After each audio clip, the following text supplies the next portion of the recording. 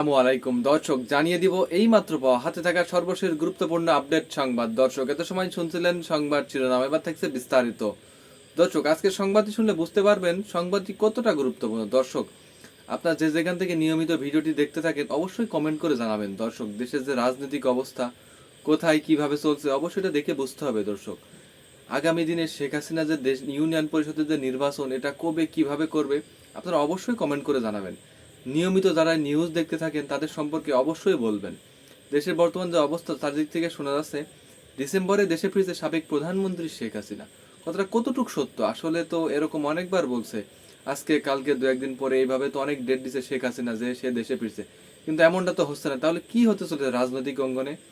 বিষয়টা নিয়ে চারদিকে তোলপাড় সৃষ্টি হয়েছে, কারণটা কি? আদেও কি দেশে ফিরবেন শেখ হাসিনা, নাকি জাস্ট এমনি কথা বলা হচ্ছে? কি হতে চলেছে? আজকে নিউজের সম্পর্কে আপনারা অনেক কিছু জানেন, নিয়মিত আমাদের যারা ভিডিওটি দেখতে থাকেন তারা অবশ্য জানেন এই নিউজ চ্যানেলে কি ধরনের ভিডিও দেওয়া হয়। অবশ্যই নিউজ নিয়ে কথা বলা হয়। অনেক সময় আমাদের নিউজে আপনারা কমেন্ট করে বলে যান, ভাই শেখ হাসিনা আসবে কি তারেক রহমান থাকবে, এমন নানান ধরনের কথা হয়।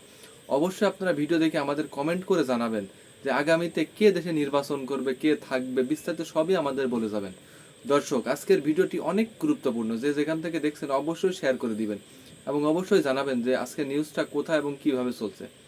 দর্শক, আমি কথা বাড়াতে চাচ্ছি না দেরি করে। দর্শক, আমাদের দেশের যে অবস্থা, বর্তমান প্রধানমন্ত্রী তারেক রহমান তিনি কিন্তু দেশ ছাড়াতে হিমশিম খেয়ে যাচ্ছে। অনেকের কথা হচ্ছে এটা, এর আসলে কতটুকু সত্য?